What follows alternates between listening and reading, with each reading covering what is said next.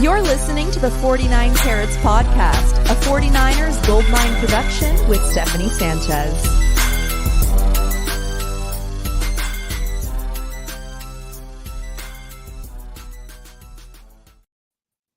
What's going on, everyone? Welcome to another edition of the 49 Carats Podcast. I'm your host, Steph. It is Wednesday, October 2nd.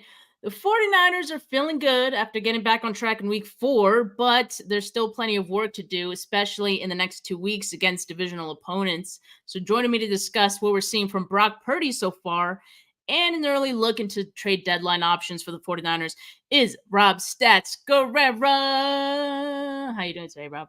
Well, I'm doing good, but you didn't mention the third co-host we have today, who's currently sitting in your lap. Is that Simba, your cat? This is Simba. Rob, you're good at remembering names. Simba over here, yes. There we go. Making an appearance. Handsome boy. But yeah, he's a little camera shy, which is why he's looking for an escape. But yes, always good to have him on board. And if you guys don't mind, I want to start today's show with a birthday shout out to both my dad, whose birthday was yesterday, and my oldest sister, Saida, whose birthday is today. Love you guys both. Hope you guys tune in today or whenever. I know my dad tunes in almost like every show, so hopefully you guys do hear this. But I also want to give a shout out to noted 49er fan and friend of the pod, Mike Bocek, who has his own clothing brand called Infiltrator. He was so kind to send me a care package that included this awesome hat of the Cash. I don't know if you guys see that, but it's pretty cool. So make sure you guys check out Infiltrator Shop on Instagram. He's got some cool stuff up there, including this hat. And it's also Michelle Majuk's birthday, who hosts with me on Fridays on the Gold Standard Network. Yes, always nice when the Gold Standard family has a birthday. So happy birthday, Michelle. It's awesome. Do you guys do a show today? No, we do a show on Fridays. So I'm a big birthday guy. I like when people make a big deal out of my birthday, especially, and I try to make a big deal out of everybody else's birthday. I always try and write something nice for everyone's birthday that comes up. I'm a big birthday guy. I love that because I appreciate like birthdays. It's always that like warm, fuzzy feeling when you get those like birthday wishes from someone else. So I appreciate that, Rob. That's really awesome. And yeah, hopefully there's some mimosas to go around on Friday for Michelle. So shout out to her as well. But Rob, it's officially Brocktober. Let's go. Happy Brocktober to all who celebrate. Look, I mean, if the first 4 weeks are any indication, I think it's going to be a good one. Now, I do want to say that I remember last season, we were also excited for Brocktober just because, like, okay, it's a cool name that goes along with Brock's name. But also, I think leading up to it, he was playing well. But we're seeing a different version of Brock, I think, this year. But last year, they ended up dropping 3 games in October. You know, if you remember that, I certainly do. If we look back at Brock's stats in 2023, in October, 5 games, 49ers were 2 of 3 in those, 1,297 yards passing, 83 yards rushing, 9 total touchdowns, 5 interceptions, 2 fumbles. So it wasn't the greatest month for Brocktober last season, but I'm feeling optimistic about this one. You should feel optimistic about this one. First and foremost, because Brock Purdy has kicked the hell out of the Cardinals. Remember last year, he threw for 525 yards in 2 games against them with 5 touchdowns and no picks. His quarterback rating was 150.45. So if you can't feel good about this week, you can't feel good about anything. Yeah, we need to see something good here from this 49ers team. And not just like against the Cardinals, but I think the entire month, especially with the way that they started the season. I think now they're in kind of correction mode. Let's get this back on track mode. And these next 2 games, especially against divisional opponents, I think is something that makes this even more important. So let me just jump to that. The opponents, Cardinals, of course, this week, Seahawks next week on a short week, then it's the Chiefs, then it's the Cowboys. So this is kind of like a mini gauntlet, I would say, for the 49ers. We know the big one that they have in the second half of the season, but I think like this is a good test for them, especially with the way they've been performing so far, haven't really put it all together yet. I think this is going to be a good measuring stick for what the 49ers are going to be this year. I like that idea that you mentioned too about how we're in correction part of the year for the 49ers. I think that's true, especially for a team like the Niners that have played so late into the season recently. You know, the later you go and the more times you go to that length in the postseason, the more your season kind of stretches out a little bit. The first month is kind of like, you know, preparing and learning about your team more than like, hey, we got to hit the ground running. It's just what it morphs into. Tom Brady used to say like the playoffs were like the regular season for the Patriots, and then the Super Bowl was the Super Bowl. Like they didn't really get going until later in the year, November, December, that type of thing. So I do agree that now is the time where, okay, we've had 4 games to learn. We've collected our data. Now, how are we going to respond? Yeah, and I think like another team that's kind of like that are the Chiefs, because I think like they've climbed the mountain many times, gotten their Super Bowls, and I think now, and we kind of see in the regular season, they don't look so great. Like, so who knows what the Chiefs are going to look like in a couple of weeks when they play the 49ers. They might turn it up because they might feel like a Super Bowl for that one.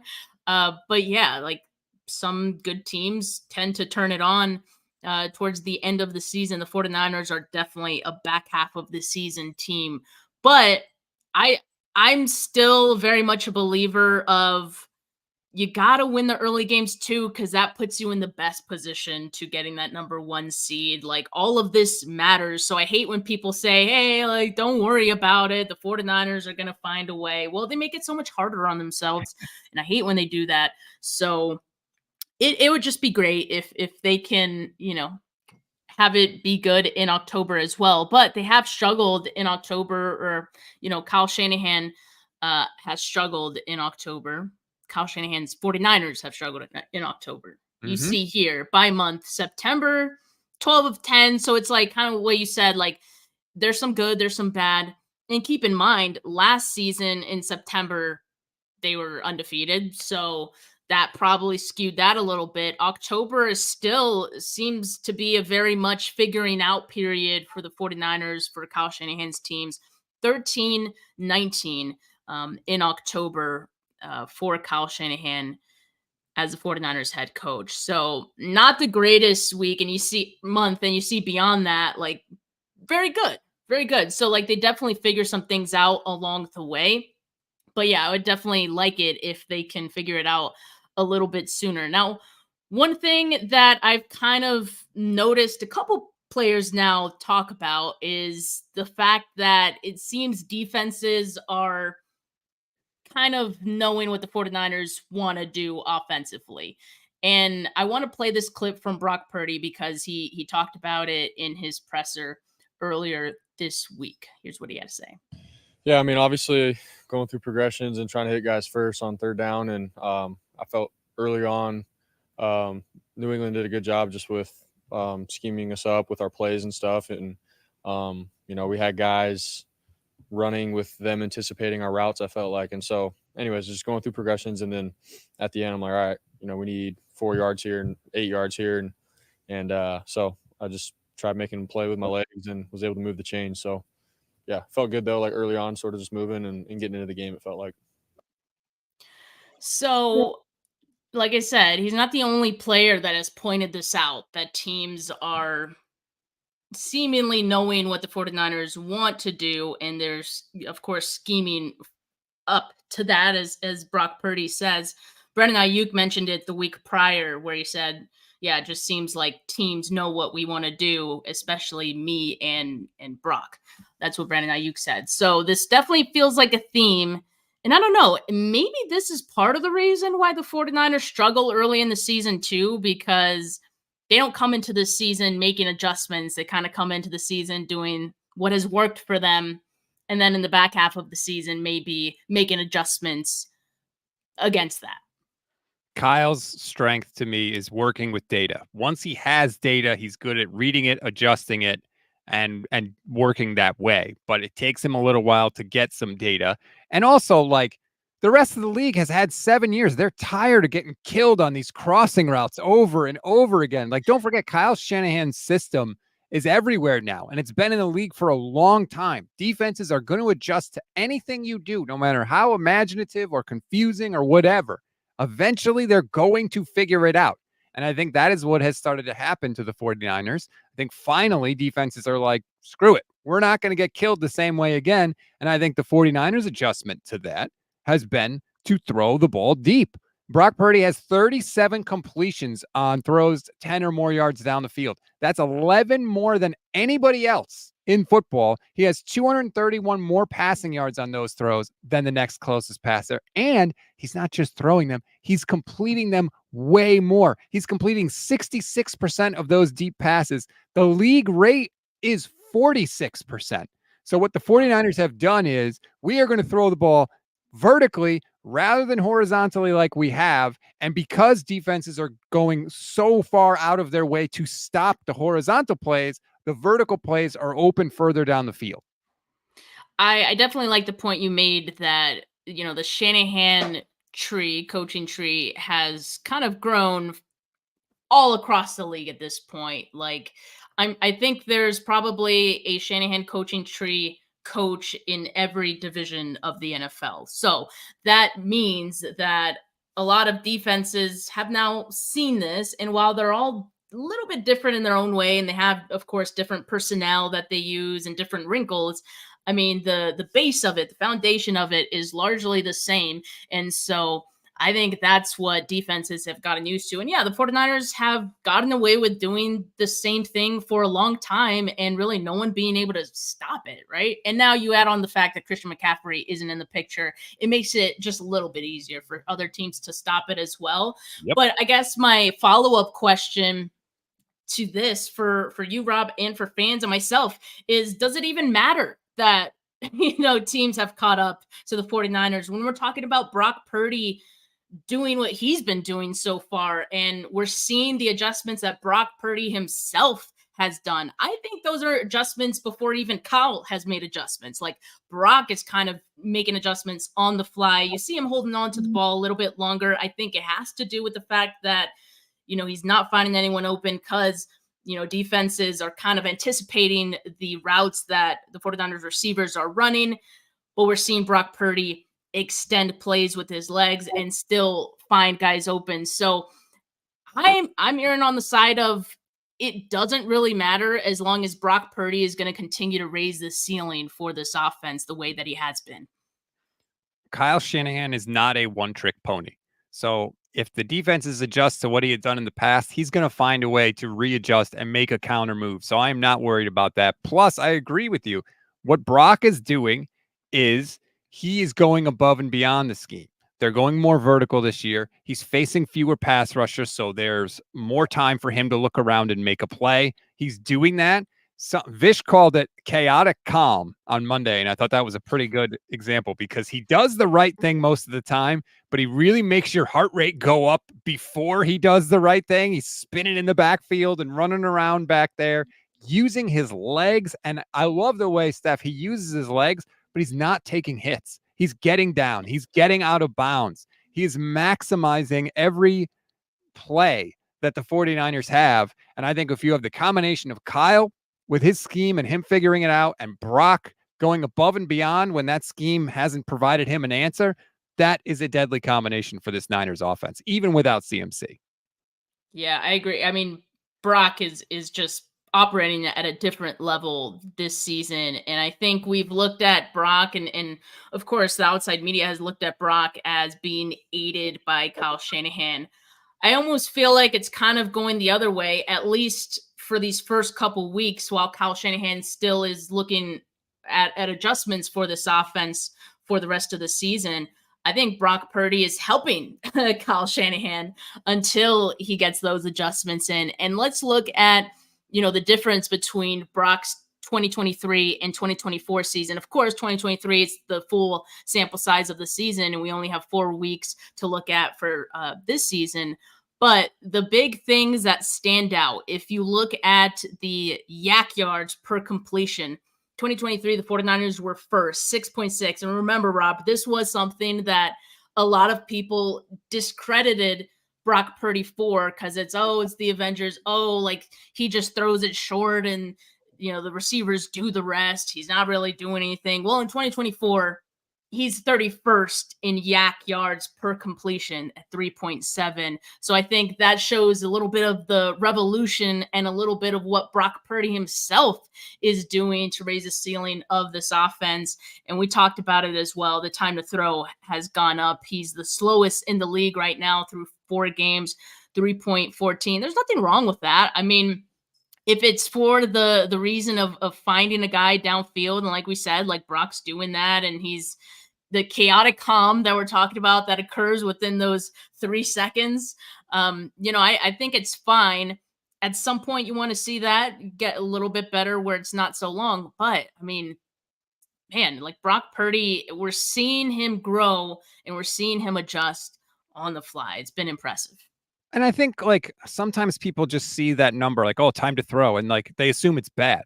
If he's not under pressure and they're throwing deeper down the field, the routes take longer to develop. Like it's not necessarily a bad thing. I feel like with a lot of these numbers, sometimes we're like, we just see this and we think this is bad. Like it's always better to throw early. It's always better. Tight window throws are always better than open throw. Like, no, there's context that goes along with it. I'm just fine with how Brock is operating the offense so far this year. In fact, I freaking love it, man. It's so refreshing to see them use the weapons. That deep bomb to Debo, just when the Patriots were starting to come back, they get the touchdown off of Garendo's ridiculous fumble. And in the first play, Kyle dials up Debo Samuel deep down the field, 53 yards. Just an absolute punch in the gut if you are a Patriot and a Patriot fan. That is something that the 49ers did not do as much of, and I absolutely love it. I saw a tweet from Rich Rebar who said 52.8% of Brock's dropbacks have come with the middle field open. In the past 2 years, it was only around 35%. So what the 49ers are doing is, great, you want to leave the middle of the field open? We're going deep, and we're chucking it down the middle. And what did we see? Debo did it in the game. They threw one that was incomplete to Conley deep down the middle, and then they hit Jennings deep down the middle again. So the 49ers are recognizing exactly where to attack the opposing defenses, and they're doing it well right now. And going back to time to throw, yeah, I think we often do correlate that with the offensive line and that. What we're seeing this year is the correlation is actually with Brock Purdy's average depth of target, right? Like it's much further than it used to be. And if you look at this chart here, the top quadrant shows that ADOT and time to throw is very high. So the time to throw seems to correlate with Brock Purdy's average depth of target, and that is the highest in the league so far. Gotta love the upper right graphs. Anytime you're in the upper right of a graph, like 98% of the time, it's usually pretty good. Like, look at Tua down there on the opposite end, right? Great. His time to throw is super low. Well, he's throwing it super short. And like, yeah, it's easier to do that. So I just feel like we got to give Brock credit. I was just on a stream with Grant, and he asked me, who do I think is playing quarterback better than Brock Purdy right now? And I said, nobody. He was trying to argue for Sam Darnold. I said, right now, I don't know who's playing quarterback better than Brock. Maybe Jaden Daniels, because they're rolling in Washington, so he might be up there. But I think Brock is absolutely crushing it. He's absolutely in the top 5. I'd hear some arguments, for some other guys. Sam Darnold, definitely one. Josh Allen, maybe another.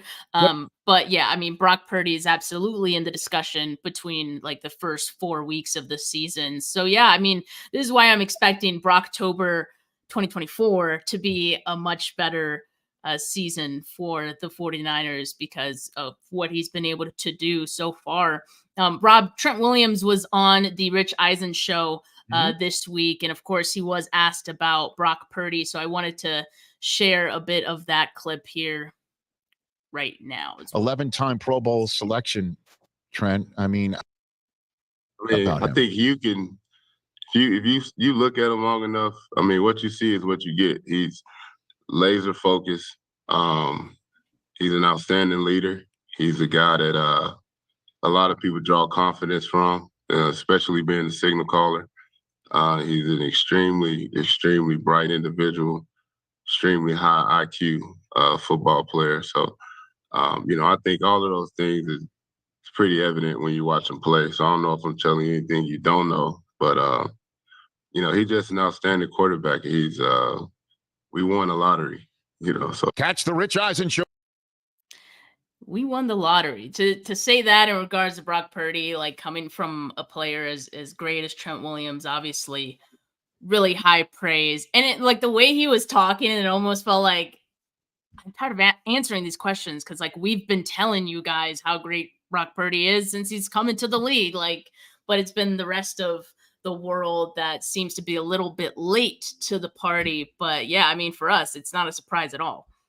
No, and it's kind of like lazy, honestly. Tell me something about Brock Purdy. I don't like, dude, that's the easiest possible layup of a question. And I'm glad that Trent was just like, yeah, he's really good. Like, we got to get past Brock Purdy's really good. Like, yeah, it's been multiple years. He's about to get a second contract. Like, let's move on beyond that, right? We can dive deeper into quarterback play, and hopefully the media starts to do that, because God knows we have as 49ers content creators, we're in it every possible second. Did you see, since we're talking about interview clips, as I grab the steering wheel of the show and just yank it in another direction, did you see Ed McCaffrey, Christian's dad, on the Ross Tucker football podcast? I did not. What did he say? Basically, they were talking about Christian's injury, of course. And what Ed kind of pointed out is like the prescription for how to fix what's wrong with Christian McCaffrey is rest. Just rest. Let your body heal. And that's the thing that Christian McCaffrey is the worst at. He can't do it. He's incapable of doing it. Ed said they didn't even take a honeymoon after his wedding because Christian McCaffrey went right back to training. What? Did we see who Christian McCaffrey married? He didn't take a honeymoon. First of all, huge mistake, Christian McCaffrey. But he can't do it. That's why he went to Germany, Ed said, because he said, is there anyone else on the planet that can help me get back faster? Like, he can't do nothing. So this is almost like the worst type of injury for Christian McCaffrey to have.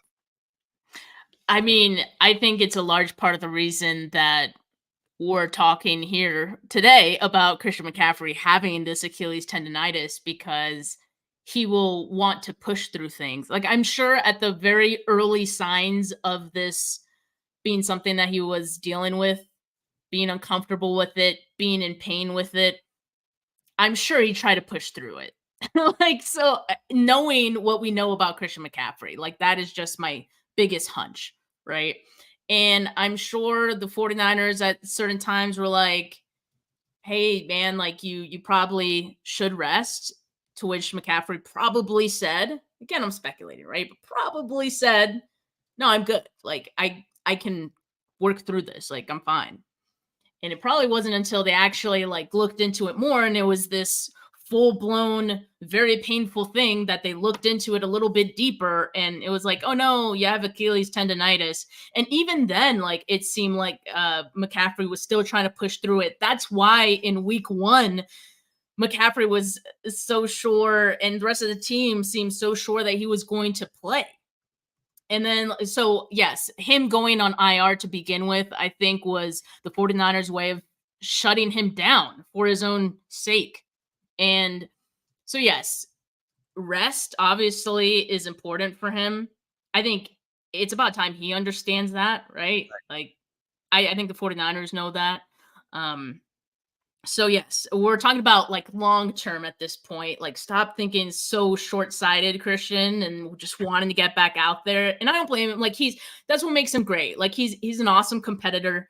And always wants to be out there. Even if he misses one down, he looks pissed off on the sideline. But it's time to think long-term here. And I think, obviously, long-term, the best thing is rest. It's crazy that even his dad knows this about, like, McCaffrey, and is like, it's just the way he is, kind of thing. Well, yeah, the 49ers need to kind of put their foot down and say, no, you have to rest. I don't know that he's going to. It's like, dude, we don't need you to beat the Cardinals. Like, sorry, like, we don't. All we really care about is you can make a push December, January, February, if we're being honest. Although the Niners could use him in the red zone, but still, like, it's just rest, dude. Just rest. Or do the other thing. Come back, blow out the Achilles, and work on your rehab. Like, they're in this, like, this it's one or the other. Yeah. In between. That is like the worst spot to be in. It's just like me. I hate uncertainty. Even if it's bad news, give it to me right away. When I apply for a job, as soon as I click apply, I want to know if I got the job, even if it's no. I hate waiting and not knowing stuff.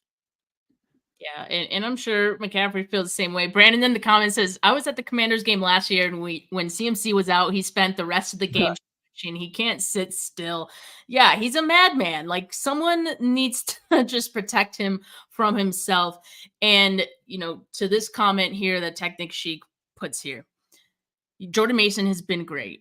Even if Christian McCaffrey does come back at some point this season, as soon or as late as that is, I think we know that Jordan Mason is still going to continue to be involved. And I don't care if Christian McCaffrey is pissed off about that. It's like, again, for your own good, like, we have to preserve you for the rest of this season. And I mean, Jordan Mason has looked great. We know that he can handle, like, the workhorse role. So if he needs to continue to be that, and just to keep McCaffrey healthy and active, sure, let's get him in for a few snaps, but let's not overdo it at the same time. So it's good. The 49ers have Jordan Mason to spell McCaffrey even when he does come back. I hope that Kyle uses him, because historically Kyle has not done that. He's gone to the workhorse back, excuse me. He just does, for whatever reason, like, he just gives one dude all the carries. Please, Kyle, for the love of God, Jordan Mason has shown you he deserves more touches. Christian McCaffrey can still get all the third down touches. He can still get all the red zone touches. Like, there are easy ways to do it. And hopefully it's an easy adjustment for them. And hopefully Christian can actually come back at all. Because at this point, I don't know. In that Trent Williams interview that you played, he says he talked to Christian, and Christian is, positive, and he's going to come back at some point. And hopefully. How much of it do you think is Bobby Turner, though? Because I think there's been a couple of times where Kyle Shanahan has alluded to the fact that it's Turner who decides what personnel goes out there for certain plays. I mean, I'm sure Kyle Shanahan could override at any point, but it seems like he leaves it up to the position coach to kind of make that call, at least for the running backs. That's a cop-out to me. Like, Bobby Turner's boss is you, Kyle Shanahan. So, like, if it's important to you, you would care about it, right? Like, if you wanted it, if it meant something to you, if you thought it would improve your team's chances of winnings, you would intervene, just like he intervened with a lot of the defensive game plans at the end of the year last year, because he was ready to fire Steve Wilkes. Like, if you care, you'll make it a priority. So I don't want to hear him just pass the buck to Bobby Turner. Yeah, I agree. I mean, he is the leader of this team and can override any of those decisions. And I think this Christian McCaffrey case, if he does come back, I think it's one of those situations where Kyle Shanahan should oversee that heavily and make sure he doesn't overdo it. Now, I think we know that, again, going back to Brocktober, obviously we don't have any reservations about Brock. I think what we're kind of looking at, like, the whole, grand scheme of the team, we know there are some improvements that this team could still make. I think for me, if I'm looking at the trade deadline, which is in a little over a month, so we'll probably talk about this off and on for the next month, Rob, but very early on, is there a certain position that you would be wanting to target if you were the 49ers? And before you give me a position group, I also want to talk about the injuries, because I think all of this is important to kind of deciding that for the 49ers. So you have a slew of players this week who are day-to-day for the 49ers, including Fred Warner and defensive lineman Jordan Elliott. As far as Kalia Davis, Shanahan said he'd be surprised if the practice window is not open for him today. So today's Wednesday. They practice later today. So Kyle Shanahan is under the impression and the expectation that Kalia Davis will have his practice window opened. And again, he is on IR right now, but he could return. So practice window is the first step to that happening, which would be a huge boost for the defensive line, particularly the interior of the defensive line, since Javon Hargrave is out for the season. So that is important. Put a pin on that one. Ricky Pearsall, who's on the PUP list, Kyle Shanahan did say they're undecided on whether or not to activate him this week. So TBD, I guess we'll have to wait and see what that holds for Pearsall. And then not an injury update, but I just wanted to point out too, the 49ers signed Jalen Graham to their active roster. If you guys recall, he was with the 49ers this offseason. And so he returns. Linebacker, definitely a position of bit of a need with some of the injuries, in particular to Fred Warner that happened this past week. All right, now go, Rob. What position would you want to target for the 49ers if you were them? I think it has to be defensive line, although linebacker is a really close second because Devondre Campbell stinks. Couldn't play dead in a cowboy movie, but the defensive line has to be better. With the injuries that they have had, we're really thin. Like, we are legitimately counting on Kalia Davis to come back and contribute. Like, they really need it. And let's face it, Kalia Davis has battled injury his entire career so far with the 49ers. So I don't know how much you can depend on that. We've seen them be aggressive. Hell, last year they traded for Randy Gregory and Chase Young during the year to bolster the defensive line. So it wouldn't shock me at all if they made some type of move, maybe not a blockbuster move like that where you're acquiring a former defensive rookie of the year, but some type of move. I would not be shocked at all if that happened. And I think that they really could use it because I know that they looked good defensively against the Patriots last week. I think that has more to do with the Patriots, frankly, than anything else. So the defense has to get better, and helping that defensive line would go a long way towards making that happen. Yeah, I think you hit the nail on the head. Pretty much where I'm at as well. Defensive line or the linebacker group. Now, I was totally prepared to make my case for the linebacker group, like going into the show. And, as you were talking, I think I do have to agree with defensive line. And I only say this because at the linebacker group, at some point, it might be later in the season, of course, but at some point you're expecting Dre Greenlaw to come back. So you don't necessarily need, it'd be nice right now until he comes back to have someone, but I do think the 49ers want to get more reps for D Winters, maybe even Tatum Bethune, who we saw out there more out of necessity because of the injuries. But I think if those guys could develop into something in the background, those guys can help push Devondre Campbell or DFF or either one of those spots. At the very least, it puts some fire under them and see what happens, right? So I think I'm okay with that, again, with the expectation that Dre Greenlaw comes back. And hopefully if he's, within his timeline, maybe we're thinking like, November or something around those lines. Now, for defensive line, I was very encouraged by the way that they looked against the Patriots, but it's against the Patriots. So I think I have that in the back of my mind. That's why it's important for the 49ers to look at what this team looks like in these next couple of weeks. Because again, I think it's a good measuring stick for this team and what they're going to look like against the rest of the league, to really know whether defensive line is in fact an issue. Again, we're very encouraged by the way the reserve defensive linemen looked in this one. There's a few guys that definitely popped out on Sunday's game. But yeah, I think that, and you don't mind a rotation, right? Like defensive line is just one of those positions where you can't really have enough good guys on there. So I wouldn't be mad at it if they went either way. But yeah, I think you make a good case. I think I might lean towards defensive line as well.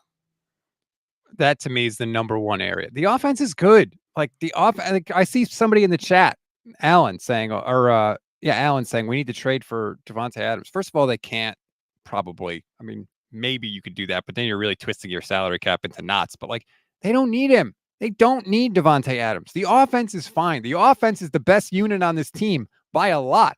They're the unit that's going to have to close out games. They're the unit that's going to have to carry this team, dragging the defense along to where it wants to go. Why do you think Kyle Shanahan is suddenly going for it on 4th down this year? Because he knows the offense is clearly the strength of this team, and they're the unit that Kyle's going to have to lean on if they're going to win. He knows it. Yeah, that's a great point. I'm definitely not looking at anywhere on this offense to add anyone else. I think they have a hard enough time like finding roles for like rookies in this offense. So I don't think they need anyone. This is more or less the same offense as last season that you went to the Super Bowl with, that averaged 30 points. So you're going to figure out some of those kinks, some of those adjustments that we were talking about earlier in the show. But I think, yeah, defensive line could use some help. I do like what Nick Sorensen has done with the guys so far on the defensive line. He's changing some things. He's, trying new things like more blitzing, things like that. More Malik Mustafa and moving him around, things like that. But yeah, defensive line could stand to be a little bit better. And so I think this week is going to be a good test going up against Kyler Murray and the Cardinals.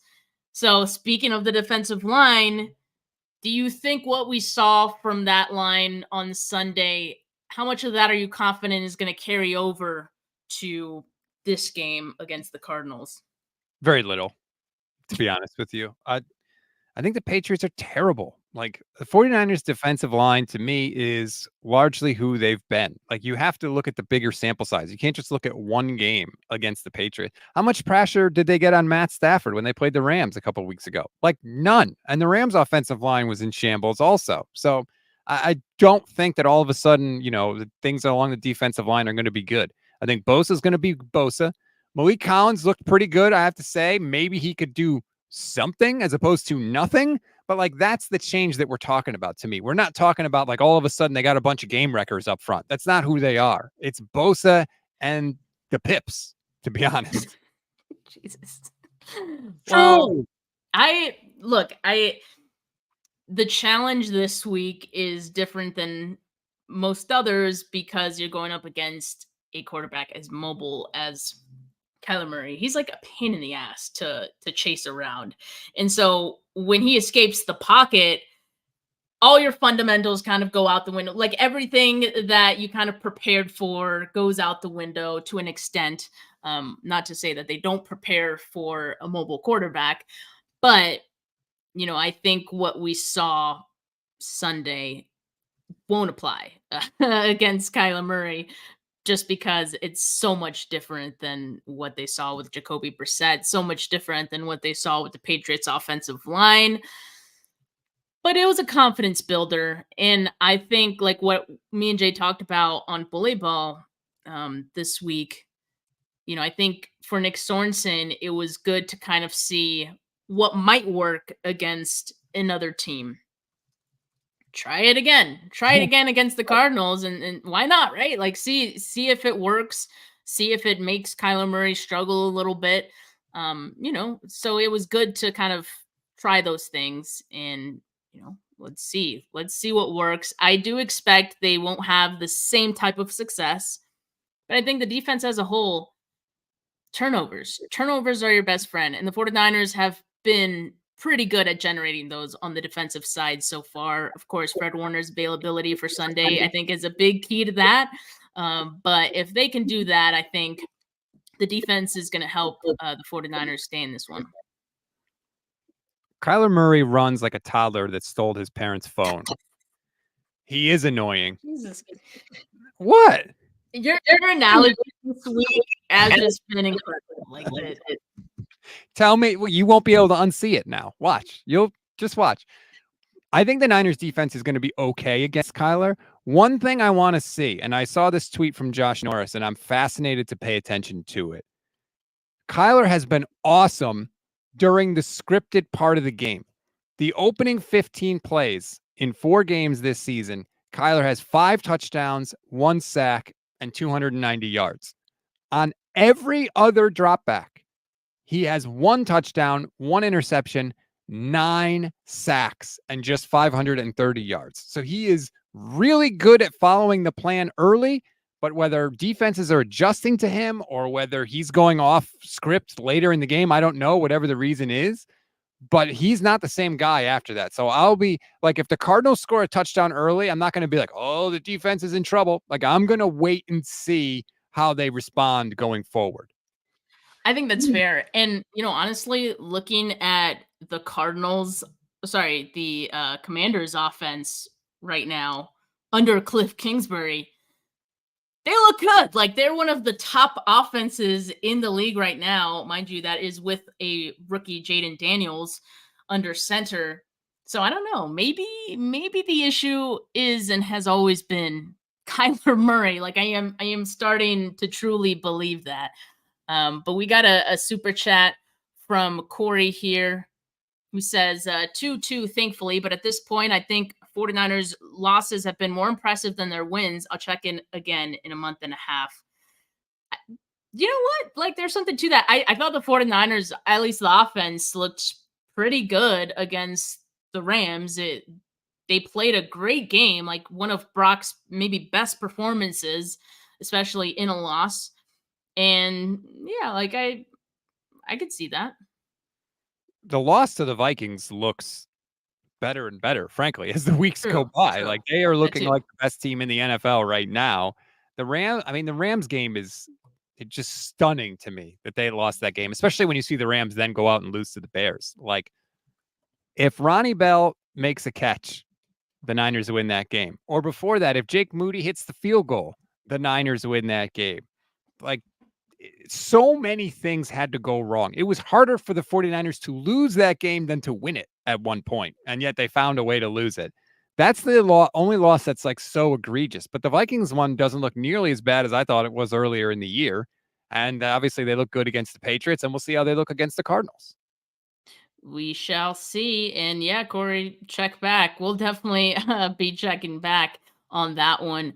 But guys, it's week 5 and the live fantasy fun continues on the Locker app. Download the Locker app today and get a first deposit match up to $100 when you use the code WIN. Link to download is in the description. And while you're at it, join the 49K League. Get those prop bets in. Predict what will happen every quarter. Get points. Move up in the rankings and have a chance at some cash. Can't wait to see you guys there. All right, Rob. We've waited this long for way back Wednesday. Let's get into it, shall we? All right, let's take a look back at the 49ers all-time matchup with division rivals Arizona Cardinals. They have played each other 65 times. 49ers hold the edge, 36-29 all-time record in head-to-head matchups. And the 49ers have won the last 4 against Arizona. I think it continues because I think kind of what you said about Kyler, things just falling apart. There's something to that. But the Cardinals got blown out last week. And, it was against the Commanders, I was just talking about. But as Kyle Shanahan kind of said or was asked about, I don't think that happens 2 weeks in a row. So I think the Cardinals are going to be a little angry, wanting to correct some things themselves. And so I'm expecting this one to be a little bit tougher. But do you think that streak continues for the 49ers here? Yeah, I think the Niners are going to win. And, I totally get the idea that, like, hey, Arizona's going to be motivated after getting blown out.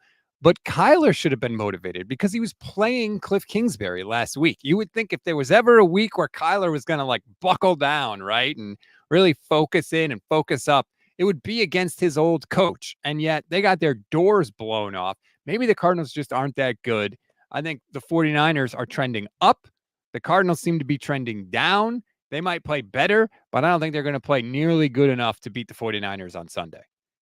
Well, also it requires the 49ers to be better and to play as good as we know they can, which, arguably they haven't done much so far, aside from maybe Brock Purdy and Fred Warner and maybe a couple of other performances. But Rob, let's look back at a not historic, but just a memorable game against Arizona for today's way back Wednesday. I'm taking it back to 2007, November 25th, 2007 to be exact. 49ers playing in Arizona.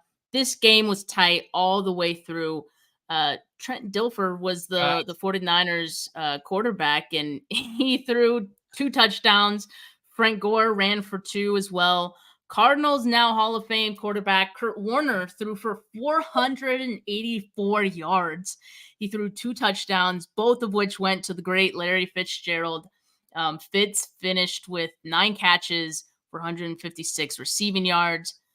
But what did the Cardinals in at the end were turnovers.